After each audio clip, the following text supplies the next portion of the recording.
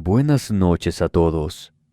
Me encanta este canal y espero que puedan narrar una cosa que me sucedió en el metro de la Ciudad de México. No vivo acá y por lo mismo no tenía idea de los peligros que me podría encontrar a diferentes horas de la noche. En esa ocasión me encontraba de visita por temas de trabajo.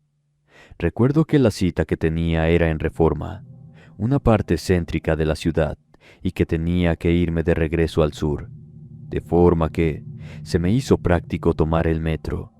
Me comentaron que los últimos trenes aún seguían pasando, y como vi policías en las estaciones, no pensé que fuera a ser un tema de impacto para mí.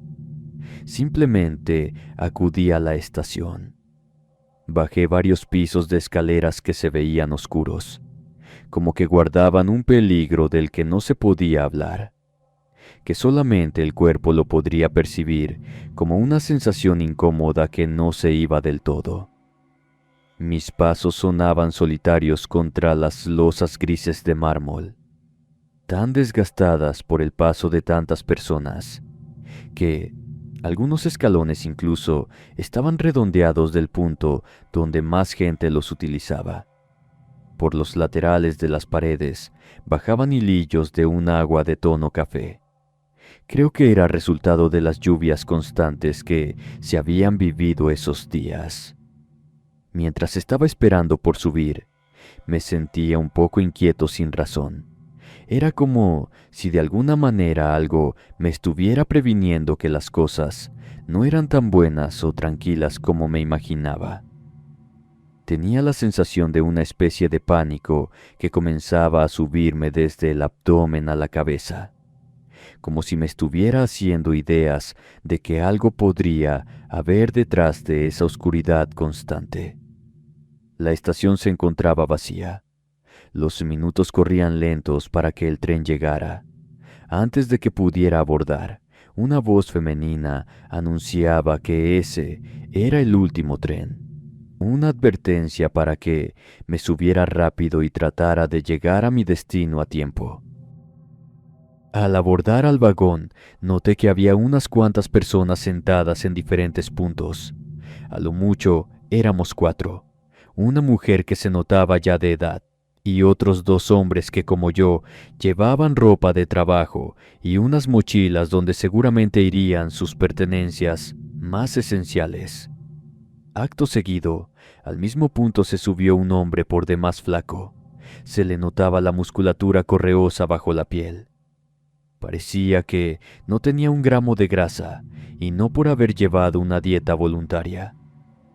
No lo había visto en la plataforma de abordaje antes, así que mi mente inmediatamente saltó a las conclusiones más lógicas de su presencia en ese sitio. Pero no tuve mucho tiempo para reflexionar sobre su procedencia.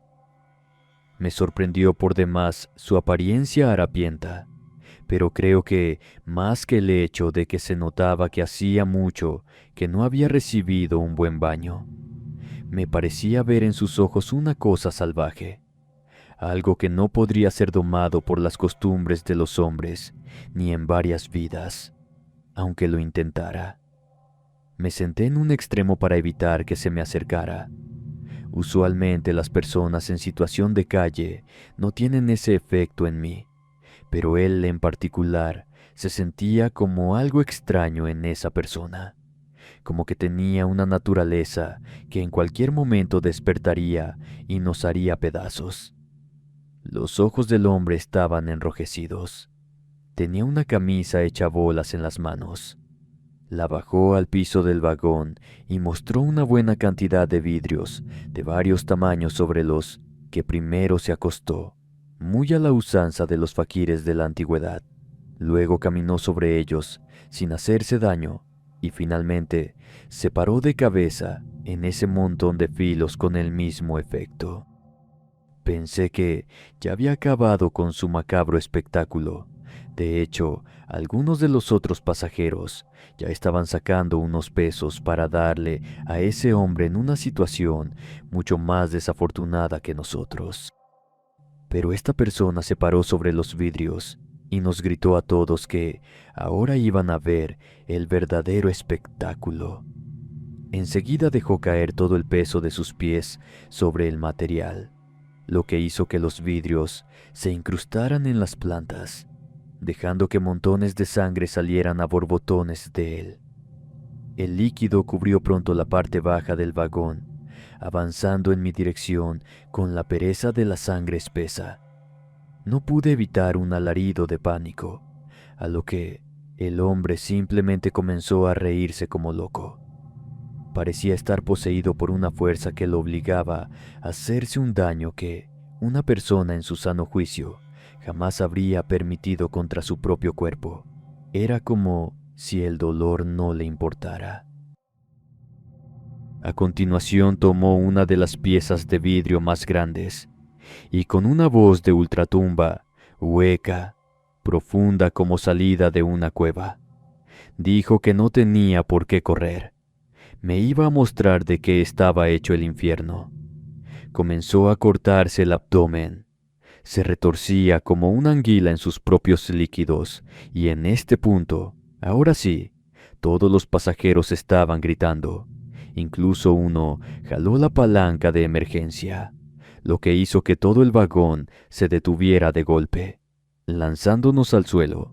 Hubo una falla mecánica que provocó que las luces parpadearan y finalmente se extinguieran, dejando paso a la iluminación de emergencia. Bajo esa luz parpadeante, vi que el cuerpo del hombre se retorcía en ángulos imposibles. El mundo me daba vueltas, de las formas más extrañas, cuando por las bocinas del vagón se emitió un mensaje que decía que pronto iba a ir un oficial para ver qué estaba pasando. Enseguida, las luces regresaron a la normalidad y todos los presentes pudimos ver que la parte media de la estructura estaba llena del líquido vital, mientras el ente se encontraba colgado del techo, soltando carcajadas que sonaban huecas mientras veía nuestra desesperación. Inmediatamente una de las señoras que iba con nosotros se hincó en el piso y comenzó a rezar. Eso llamó la atención del ser que se fue corriendo en su dirección, como queriendo atacar a la mujer. Enseguida otro de los pasajeros se lanzó en su dirección para darle un derechazo, pero el hombre lo esquivó como si nada. Se me ocurrió que podría llamar su atención rezando. Así que me puse a decir un Padre Nuestro en voz alta para que no atacara a la señora. El sujeto se confundió de dirección. Nos miraba a los dos con unos ojos rabiosos que me mandaban escalofríos en la espalda. Pero no iba a dejar que mataran a golpes a una anciana. A final de cuentas se decidió por mí. Ahora estaba corriendo a mi dirección a toda velocidad sin que nadie pudiera hacer nada. Justo a unos metros de distancia se abrió la puerta del vagón y subieron dos oficiales. Cuando uno de ellos vio lo que pasaba, no dudó en sacar su arma reglamentaria, soltar un grito de advertencia y, como no paraba de correr, le metió un tiro en la espalda desnuda, que ya estaba desollada.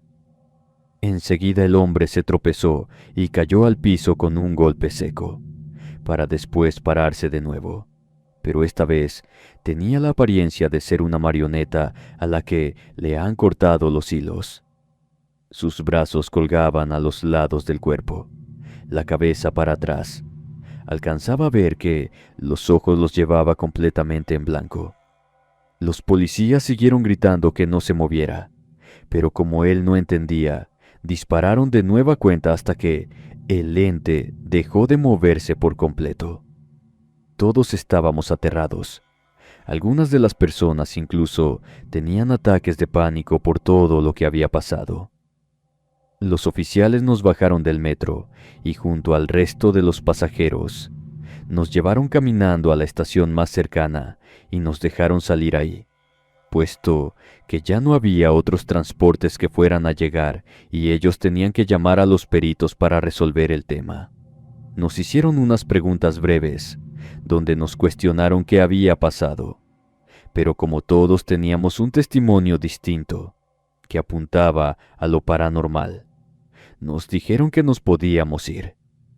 Creo que todo quedó archivado como el ataque de un loco en un vagón. Nada más. Nada que pudiera sugerir que el ser estaba siendo poseído por un ente que reaccionaba a nuestro miedo, que me atrevo a decir que incluso se podría haber alimentado de él en caso de haberlo querido. La cabeza me daba vueltas por todo lo ocurrido, así que tomé un taxi de regreso a mi hotel. Desde entonces, no me he atrevido a tomar el metro de nueva cuenta. Ya no me importa dónde esté o qué tenga que hacer para evitar meterme en esa mole de piedra. Me aseguro de no tener que bajar ahí nunca.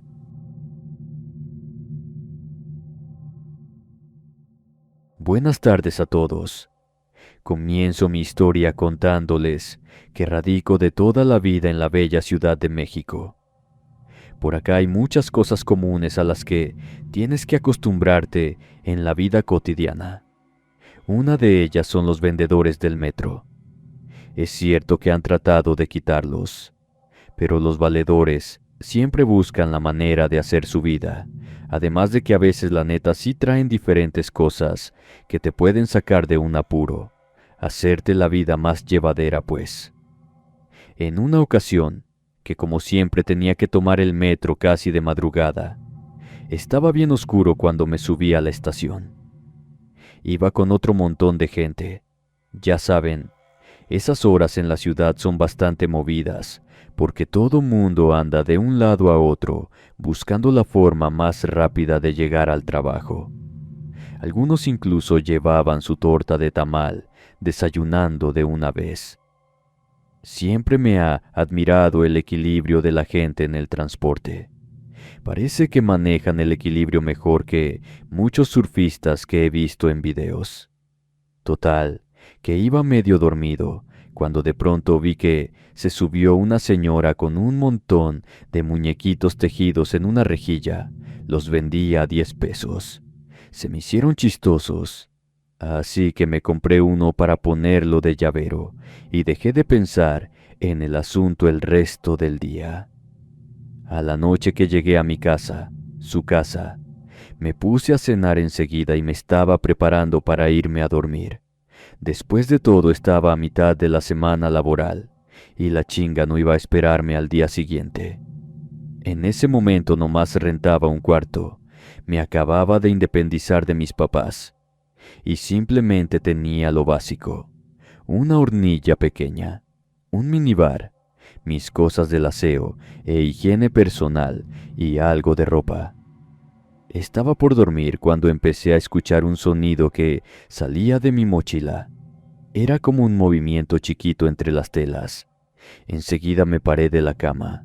Ya iba con una chancla preparada, pensando que seguramente una rata se había metido a mi vivienda, cuando vi con incredulidad cómo el muñequito que había comprado, que tenía la apariencia de un diablito tejido con hilo rojo, salía de la mochila. Se había quitado las llaves. Cuando me vio con sus ojillos de cuentas, empezó a correr como loco para buscar un sitio donde esconderse. Tenía un verdadero terror por el ente, pero como no sabía qué hacer, lo que se me ocurrió fue saltar sobre él para tratarlo de atrapar.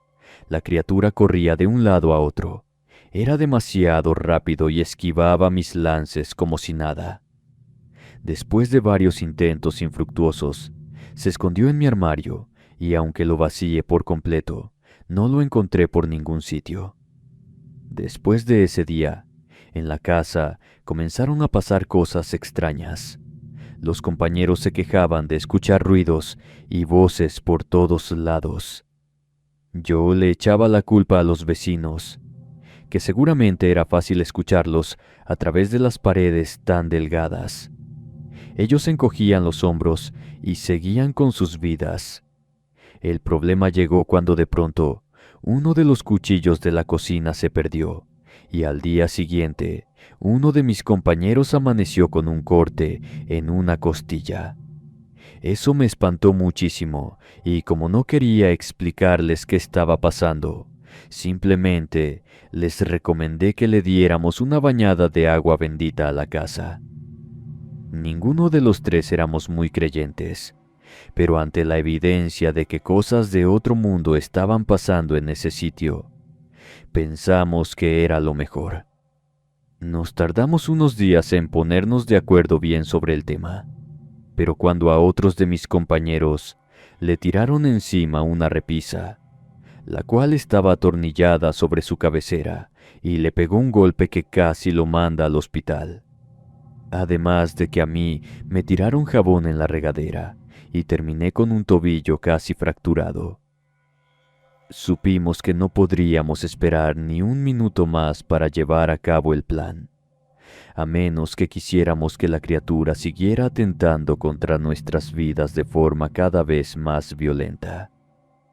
Conseguimos que un párroco de una iglesia cercana fuera a ayudarnos.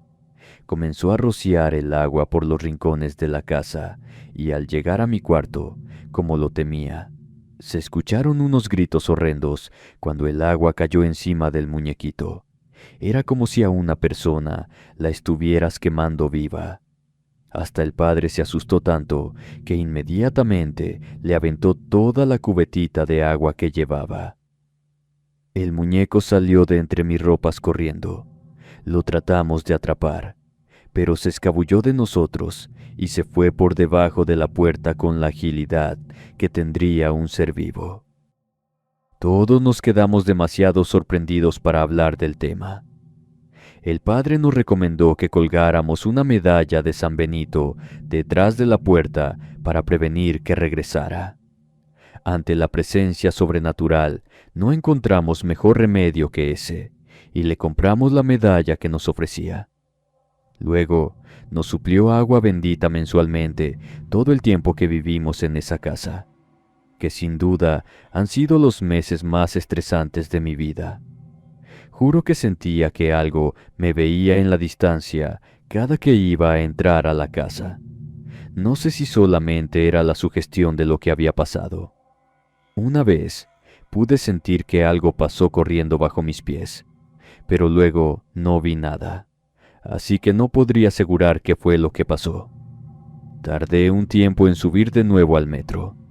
Temía ver a la criatura moviéndose en la oscuridad de nueva cuenta, pero han pasado ya años de eso sin que se manifieste de nuevo. Ahora solamente me abstengo de comprar cualquier objeto a las personas que venden cosas en el metro. Nunca sabes qué te podrían ofrecer sin que tú lo sepas. A la señora jamás la he vuelto a ver y espero que el resto de mi vida siga así. Buenas noches. Me dedico a ser guardia del metro de la Ciudad de México. Por acá nos van rolando de estación en estación, y les puedo contar que algunas de las cosas más problemáticas que me he encontrado en el camino del deber son los días 28 de cada mes. El centro es famoso porque acá está la Basílica de San Judas Tadeo. Se tiene la creencia que es uno de los santos más adorados por personas que tienden a tener un historial delictivo. Particularmente ese día, pero de octubre, que es la peregrinación grande. Tenemos una afluencia muy importante de gente que hace que los elementos nos tengamos que quedar desde más temprano y hasta más tarde de lo usual. En esos momentos es que sucede esta historia. Espero que la puedan narrar. Eran las 5 de la mañana. El metro acababa de abrir sus puertas y me encontraba parada en una especie de banquito que tenemos para poder ver a la población de forma directa, por encima de las cabezas de todos. En ese momento no había mucha gente, pero digamos que era mi puesto oficial. Me encontraba vigilando a todas las personas que transitaban con sus efigies desde temprano. Algunas eran pequeñas, como que podrías cargar sin problemas en tus manos, mientras que otras tenían el tamaño de una persona y sin mucha dificultad podrían causar un estropicio si se caían. Había una que me llamó la atención, ya que la estaban cargando con cuidado entre dos personas. Se veía que tenían dificultades para llevarla, porque hacían los movimientos como si pesara demasiado. Llegaron hasta el andén y comenzaron la espera por algún vagón disponible. En momentos normales, eso no había tomado más de 5 minutos, pero en esa mañana en particular se había presentado una lluvia típica que hacía que la marcha de los trenes fuera muy lenta. De hecho, había avisos en todas las estaciones al respecto. Me quedé observando a esos muchachos en particular porque se veían muy nerviosos. Sé que a veces ese tipo de personas se ponen un tanto embaradas cuando ven a la ley. Pero ellos en particular tenían la pinta de traer algo más que el San Judas. Estaban sudando frío y no paraban de mover los dedos, tamborileando de un lado a otro de las piernas. Me pareció tan llamativo que me bajé de mi cubículo y caminé en su dirección. Casi siempre en ese tipo de congregaciones, las personas llevaban algún tipo de estupefaciente o solvente para alcanzar notas considerables en medio de la movilización. En otra hora del día, era casi imposible atraparlos a todos con las manos en la masa. Pero en ese momento en particular, no podría haberme dado cuenta de forma más fehaciente de los culpables que se veían.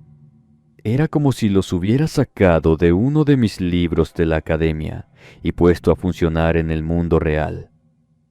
Me di cuenta que ambos miraban con nerviosismo al andén y como que se querían compartir algo el uno con el otro. Finalmente, al estar a unos pasos de distancia, las luces de un tren anunciaron que llegaría en cualquier momento. Los dos entonces parecieron alegrarse, como si todos sus problemas se hubieran arreglado de pronto y se prepararon para subir, pero los alcancé antes. Me dijeron que no tenían nada que ocultar. No querían quedarse para que los pudiera examinar. Así que, cuando se abrieron las puertas, hicieron un movimiento brusco al cargar la estatua, y por accidente se tropezaron, dejándola caer. Todos vimos en cámara lenta cómo la estatua se precipitaba al piso tan lentamente que parecía que en cualquier momento alguno la podría cachar. Pero nos encontrábamos tan sorprendidos por cómo se estaban dando los hechos que no había forma humana de reaccionar a tiempo para prevenir que diera con el piso. Como el chofer del metro vio toda la acción, suspendió la partida y el par salieron corriendo por las escaleras como locos. Se notaba que ellos mismos sabían que estaban llevando en el interior de esa efigie. Antes de que pudiera reaccionar siquiera, se me perdieron de vista. Estaba a punto de seguirlos cuando una mujer comenzó a gritar histérica desde el interior del vagón. Era una señora mayor que batía las manos pidiendo ayuda. Entonces me di la vuelta para observar por qué estaba haciendo tanto escándalo, y al ver a mis pies observé con horror que, en el interior del yeso de la efigie, había los restos humanos que no alcanzaba a distinguir del todo. Parecía parte de una cabeza, y entonces el mal olor del cuerpo me pegó de lleno en la cara. Inmediatamente llamé por radio para que detuvieran a esas personas, pero me informaron que ambos habían corrido fuera de las instalaciones y que no había manera de saber a dónde se habían largado. Llamaron a otros oficiales y entonces la estación se volvió un enjambre de actividad.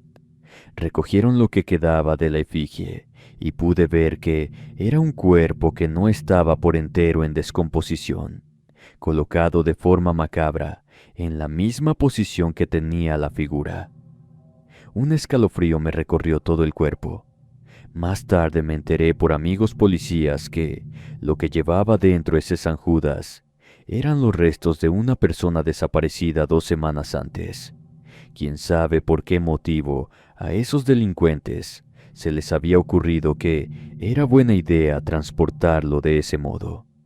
aunque pensándolo bien, quizá de haberlo hecho algunas horas más tarde, o si la lluvia no hubiese retrasado la marcha de los trenes.